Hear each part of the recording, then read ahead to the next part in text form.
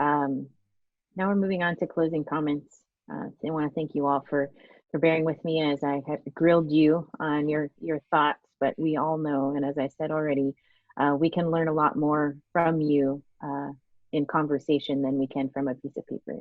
And so I thank you all for taking the time to have this conversation with us today. And so in closing comments, we'll start with Morgan. Well, I'm still thinking about the words that were just said. Ashish, Angela, Lisa, Michael. I still thinking about that question because it is so difficult. How do we all work together? What role does Sealaska play? What would it mean if we did? Oh man, it would just be like a new day to have all forces combined for the good of our people. And that's what it's about. Bottom line, it's about our people. I think, we're not necessarily responsible for things that have happened, but we are responsible for our own healing. And that's something that's very difficult, easy to say, but difficult. And it's been something that I've learned. Collectively, we are responsible for our own healing, and we need to move forward because our best days are still ahead, and it's about our children, and it's about our grandchildren. You think about the strength that we can gain and that we do collectively from our ancestors. 10,000 years, or time immemorial, more accurately, we're just right here, a small blip in this timeline. There many came before us and many will come after us. And what role do we play now? So, I think about these things all the time because, we're just, all of us just shareholders, and we all have our own lives and we come from different places. But when you go into this position where you can make a difference, I think, and you can have an impact, this is what you have to think about. I come from a modest background. I can still remember in Yakutat having no indoor plumbing. I have a memory of that, and still today I live in a very modest lifestyle, like many of you, worrying about the bills and how you're going to pay for something next month. And but it's not about me and my own personal plight. It's more about the group. When I was elected, it became very much aware that it was almost 23,000 of us in our journeys, and us, and what decisions do we make now that are important, and don't make irreversible decisions. I think that's why, even though language at some times it's hard to kind of wrap your arms around, well, what does it mean to lose the language?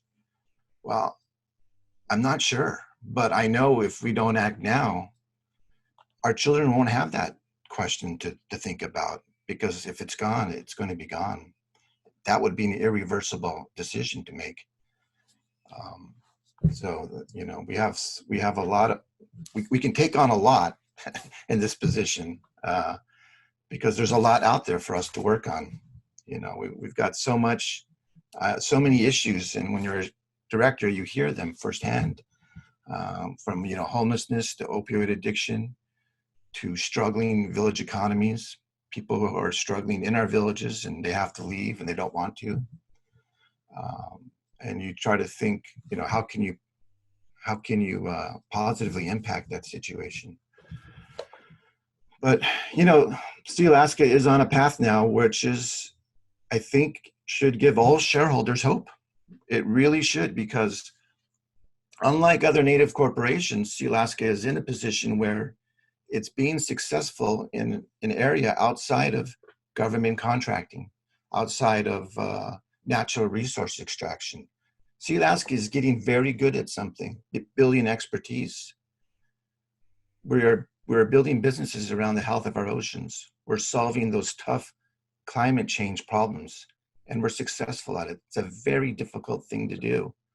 but I think it's a path that everyone can feel good about, and also a path that we can get shareholders involved, because we need our shareholders. That will be our strength. That will be our competitive edge in the world, and that we will have shareholders, because with that, you know, they bring all the strengths that they have to the company. And really, we could be a model.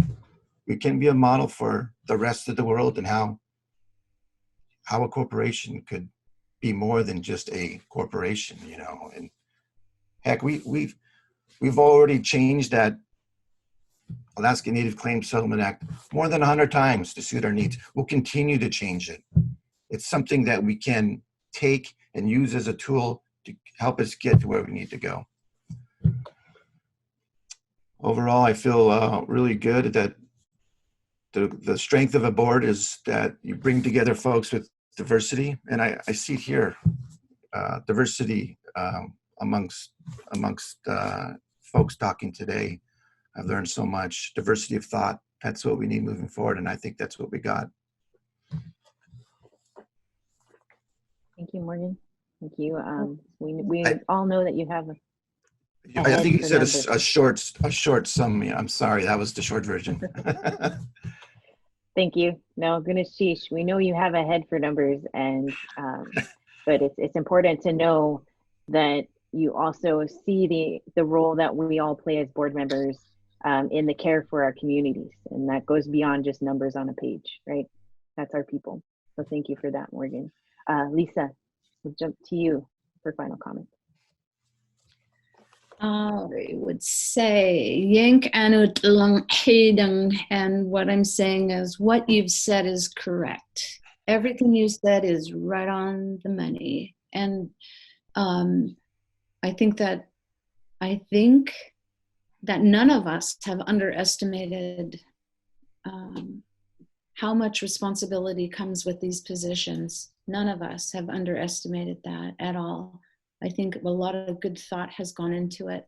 And I think my one concern was that people really got to know, our shareholders got to understand what this process was about.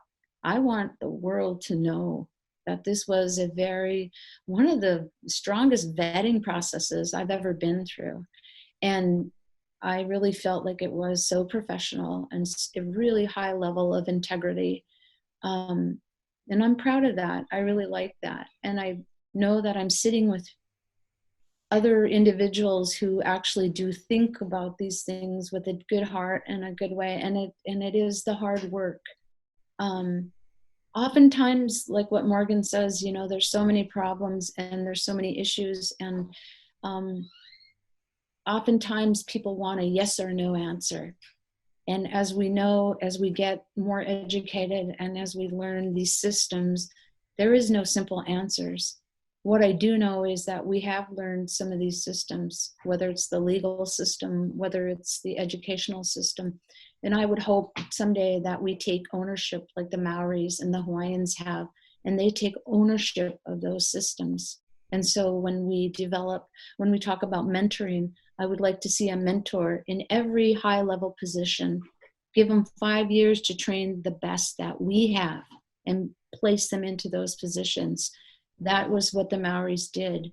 They took ownership, and I studied that a lot because it really, really caught my eye. And when I went to Hawaii, we looked at they had the little baby schools, and I was so overwhelmed. But when I got to the university, I never even allowed myself to dream that big until I got there that day. And I thought, wow, they don't let anything stop their vision and their dreams. Every word in their university was in their language. Instruction was in their language. I never thought like that until I met those people. And so this board that I hope someday that I get to sit with and have these conversations will have the same ability to dream big and to go for the sky, go for the limits, because I really truly believe we haven't allowed ourselves to do that.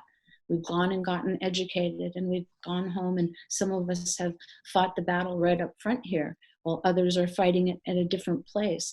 But we have to be able to dream big, and we have to be able to stay in that vision we have to stay focused. And so I'm honored, and I'm so pleased to really get to know my teammates and to get to know the working relationship Joe and Barb have. And thank you for taking the time to allow us to share who we are. I think we're all warriors, whether we're language warriors or business warriors, whatever warriors we are. And I think that's our spirit. So if we take our spirit and we put it into our vision, there's nothing we cannot accomplish. So Hawaja, thank you for having this happen for us today. It means so much to me. Jahawa. Beautifully said. Put our warrior spirit in everything. It could go really far with that. Dr. Michelle, any final comments? Yeah, I just want to say I just am feeling this emotion of just being blessed right now. And I just want to thank everybody on the team for putting your name in the hat, for going through the process and being here. And I want to thank the Sea Alaska Board of Directors and their vetting process, that they've taken this seriously. Dream big. I mean, as Lisa said, I was like, oh, those are right out of my mouth. Dream big. And everybody's like, oh my gosh, you always have this big vision. And I do. And I have a big vision. And we go for it. One of the things my dad would say to us all the time growing up was, can't doesn't live here. You figure it out. And that's why I'm here. That's what I'm here to do. To be your voice, to build your relationships with you, to help your children's have the ability to live a life, to be able to have food, to have water, to have housing, to be able to be connected to their culture, and that they can be proud of who they are, and that you can be proud of who you are. I want to be that person. And as I said in the very beginning statement, I'm here in servant leadership. And so I do this for our people. And as I'm seeing all these faces of all these amazing mentors from all over Southeast, from Oregon State University, all of these mentors who always raised me up. And I feel like right now they're just right behind me and saying, you've got this, you can do this, and we have your back. And it's so I can help you all have the best opportunities that you can have. And so I want to be that leader for you. And so hopefully I'll be able to meet you and talk to you when we're able to do that in person and not virtually. But I do want to be here for you. I want to be that leader for you, to support you, to lift you up. And that's what I'm here for. That's what I'm doing this for. And goodness, Jish, thank you so much. This is the endorsed team. There's Jish for that. Something came to mind when you were talking. You know, I was thinking about Byron Malott and how he was so amazing at creating this path for us, but it's now our turn to pave it for future generations so that it's a permanent path for our people. So however, our goodness, sheesh for that. Michael, closing comments? Yeah, first of all, just love to echo what both Lisa and Angela have said. I'm just so humbled and honored to even be considered to be on the board of Sea Alaska, and thankful for the vetting process. Though I don't think I was very thankful when I was going through it, I'm very thankful for it now. I'm a middle child and I'm a Alaska Native, and so I'm twice invisible. And so my entire life I've been jumping up and down trying to get noticed and trying to get attention. And I think that's, you know, as Native people, that's kind of how we feel in general, right?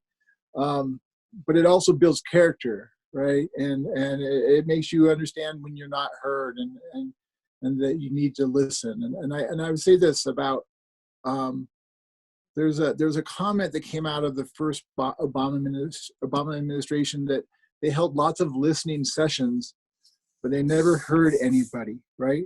And I think that that's how I've always felt about the board of Sea Alaska, that they tell us they're listening a lot, but I don't think we ever felt like we were heard.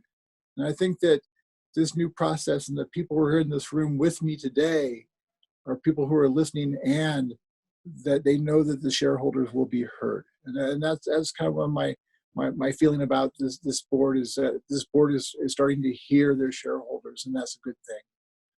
I do have one more thought that our Kiowa cousin, N. Scott Momaday, he was on my board of directors for a while, but he has this great quote that I think really kind of typifies where we are as Alaska Native people right now. And it goes like this: they have assumed the names and gestures of their enemies, but they have held on to their own secret souls. And in this, there is a resistance and an overcoming and a long awaiting. And I think as Alaska Native people,